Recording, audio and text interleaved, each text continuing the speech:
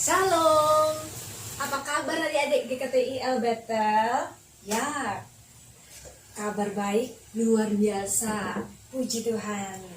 Ya, kali ini Om Nara dan Tante Erma menemani adik-adik untuk memuji Tuhan, mendengarkan firman Tuhan. Oke, kali ini kita akan memuji Tuhan dulu ya. Satu kali aja. Nah, kita siapkan pikiran kita, hati kita untuk memuji Tuhan. Sudah siap? Siap. Oke, kita pujikan firman Tuhan ada di hatiku.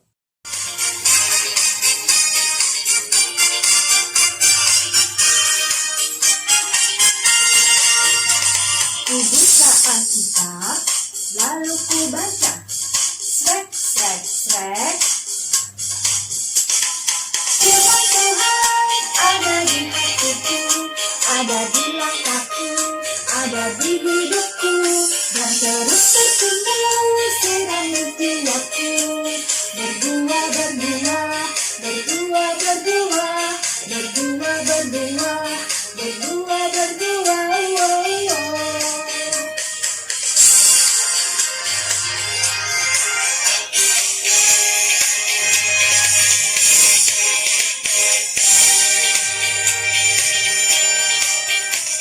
Ku buka Alkitab, lalu ku baca. Srek. Salam adik-adik sekolah minggu GKTI Betel. Jumpa lagi dengan Om Nara dan Tante Erna yang tadi barusan memimpin pujian. Walaupun sebentar nggak apa-apa ya. Oke, sebelum Nara membahas firman Tuhan, mari kita berdoa dulu. Om ingin berdoa ya. Lipat tangan, dua tangan, kita berdoa. Bapa kami yang di surga, Bapa yang kami sembah di dalam nama Tuhan Yesus Kristus.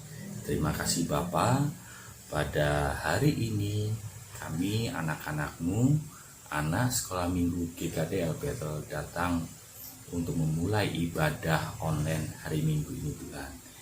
Kiranya Roh Kudus-Mu memimpin dan memimpin kami dalam kami mendengarkan firman-Mu. Kau urapi hamba-Mu ini agar bisa menyampaikan firman-Mu dengan baik dan benar. Kau sertai kami Tuhan. Terima kasih Bapa. Dalam nama Tuhan Yesus kami sudah berdoa dan mensyukur. Haleluya. Amin. Oke adik-adik, firman Tuhan pada kali ini akan kita bahas pada kitab Galatia pasal 6 ayat 22 dan 23. Sebelumnya adik-adik sudah bawa kitab kan? Bukan bawa HP tapi bawa Alkitab ya. Kita belajar Alkitab jadi harus bawa Alkitab. Oke, udah buka belum? Udah cari belum? Di Perjanjian Baru Galatia pasal 6 ayat 22 sampai 23. Membacakan ya, kita tuh baca bersama di rumah ya. Oke. Tetapi buah roh ialah kasih, sukacita, damai sejahtera, kesabaran, kemurahan, kebaikan, kesetiaan, kelemah lembutan, dan penguasaan diri.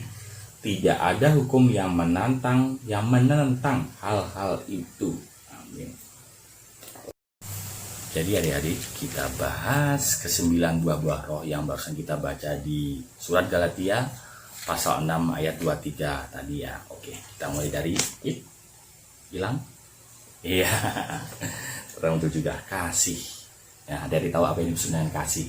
Ya, kasih itu adalah rasa sayang, rasa cinta kita kepada orang tua kita, kepada adik kakak kita, kepada saudara, kepada teman-teman, itu disebut dengan kasih.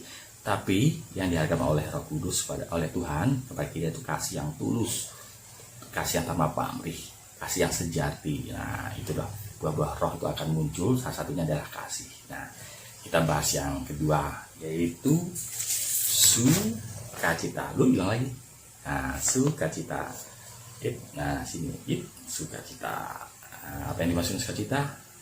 Sukacita adalah, jadi sukacita itu adalah perasaan senang, gembira yang tak terkira yang muncul dari kita dekat sama Tuhan karena Tuhan telah memberikan Roh Kudusnya, yang muncullah rasa sukacita.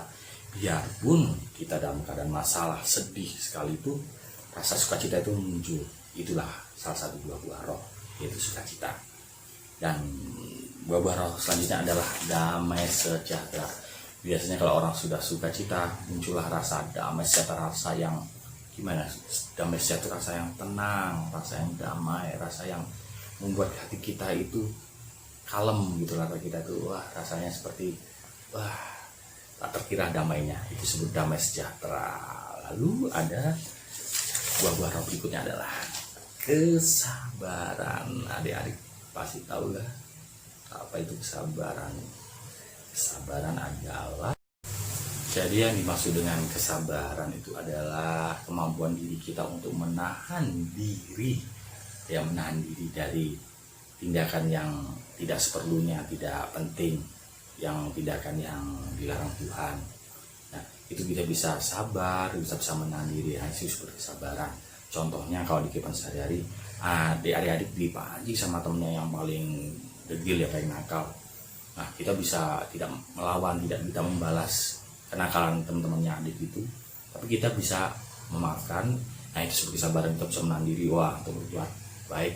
Nah, atau ya kalau saya di sekolah juga adik-adik capek, lelah, adik juga bisa sabar, nggak mudah marah, tapi bisa belajar dengan tekun, memperhatikan guru. Nah, itu sebuah kesabaran. Kesabaran itu akan muncul kalau kita adik-adik ya bisa selalu dekat sama Tuhan.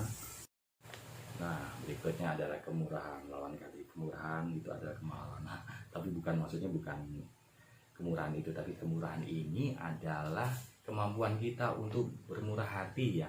Kita mudah ringan tangan memberi orang atau mengasihi, ya, berbuat iba. Kita punya iba sama orang. Jadi kalau ada orang, ada kesulitan, kita bermurah hati, memberikan sesuatu yang bermanfaat, disebut kemurahan. Nah, kemurahan itu juga datangnya juga dari Tuhan. Seperti contohnya Tuhan Yesus sering kan mempraktikkan kemurahan, sering memberi orang, sering mendoakan orang, menyembuhkan orang. Jadi kalau kita sehari-hari bertemu dengan orang, kita memberi orang yang kekurangan, itu disebut dengan kemurahan. Buah roh berikutnya adalah kebaikan.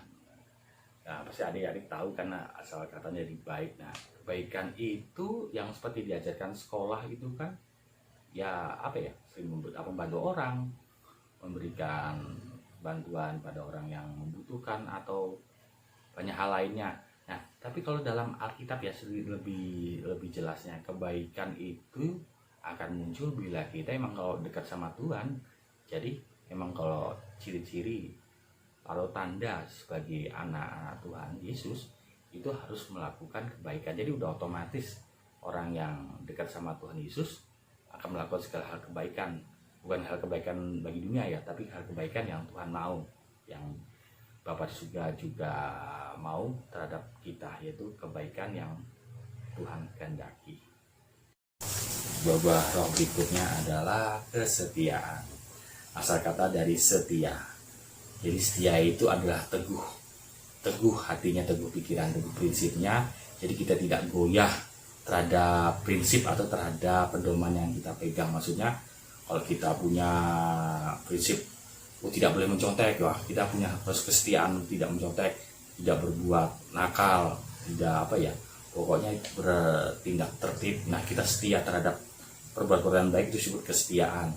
Nah, itu berlaku buat anak kecil ya. Kalau orang dewasa mungkin terhadap pasangan, terhadap suami istri ya, ayah dan ibu saling setia satu sama lain, itu disebut kesetiaan. Nah, kesetiaan bagi anak-anak Tuhan itu akan muncul ya, itu kalau kita selalu dekat dengan Tuhan, semua melakukan kehendaknya Tuhan, ya, buah-buah roh muncul kesetiaan setiap terhadap melakukan hal tindakan apapun yang baik. Ya, buah-buah roh selanjutnya adalah kelemah lembutan. Nah, disebut lemah lembut itu ya bukan mini-mini atau cemen-cemen gitulah yang bukan gitu. Kelemah lembutan yang di sini maksudnya adalah ya seperti Tuhan Yesus contohkan, lemah lembut itu ya bertutur kata, bertindak yang santun, yang yang mudah, kita mudah perasaan kita mudah tersentuh, mudah iba terhadap orang yang kesusahan, dan kita bertindak juga tidak menyakiti orang, perasaan orang, jadi lemah lembutan, jadi tidak kasar. Jadi kita melakukan tindakan, perbuatan, perkataan itu lembut adanya, lembut tidak kasar. Tapi bukan berarti tidak tegas ya, tapi lemah lembut tuh kita mulia. Itulah pembawaan yang tenang, yang damai, itu disebut lemah lembutan. Ya, buah roh yang terakhir, yang ke-9 adalah penguasaan diri. Ya, hampir sama dengan kesabaran ya. Penguasaan diri adalah kemampuan kita untuk menguasai diri kita, untuk menahan diri, menahan ego kita ya, dari semua pilihan yang ada di depan mata. Maksudnya, contohnya seperti ini yang digambar ya, pada orang beri jeruk, apa ini ya, apel, donat ya. Nah, orang kan bingung itu, waduh gila, dia bisa menguasai diri, mana yang penting. Nah, semuanya dia memang orangnya gemuk ya, gemuk juga kan gak boleh banyak makan donat kan. Dia tahu harusnya dia makan buah-buahan. Nah, dia bisa menguasai diri, dia bisa menahan diri, dia tidak makan banyak donat, tapi makan buah-buahan aja lah biar langsing. Itu penguasaan diri contohnya. Nah, kalau contoh lainnya adalah adik-adik kalau ingin beli mainan juga bisa menguasai diri, jangan beli mainan dulu lah, karena orang tua juga lagi banyak menabung. Nah, itu disebut dengan penguasaan diri. Jadi adik-adik, kesimpulannya adalah buah-buah roh itu akan muncul kalau kita dalam keseharian hidup dalam kehendak Tuhan. Seperti apa kehendak Tuhan ya? Kita sering rajin baca firman, selalu berdoa, minta tuntunan Tuhan dalam kehidupan sehari, dalam kegiatan. Jadi kalau adik-adik mulai kegiatan selalu berdoa, selalu mendengar firman, melakukan firman Tuhan, nah bisa ya nanti kalau pas kehidupan sehari itu roh-roh, buah-buah roh itu akan muncul. Nah, itu adalah pekerjaan dari Roh Kudus yang akan memampukan kita untuk melakukan firman Tuhan, yaitu akan muncul buah-buah roh tersebut. Jadi buah-buah roh itu kuncinya ya itu tadi, harus dekat sama Tuhan. Jadi adik-adik harus punya komitmen ya pada mulai hari ini ya. Jadi minta Tuhan, saya mau menjadi pelaku firman Tuhan, dan kami ingin buah-buah roh itu muncul, hadir dalam kehidupan kami masing-masing.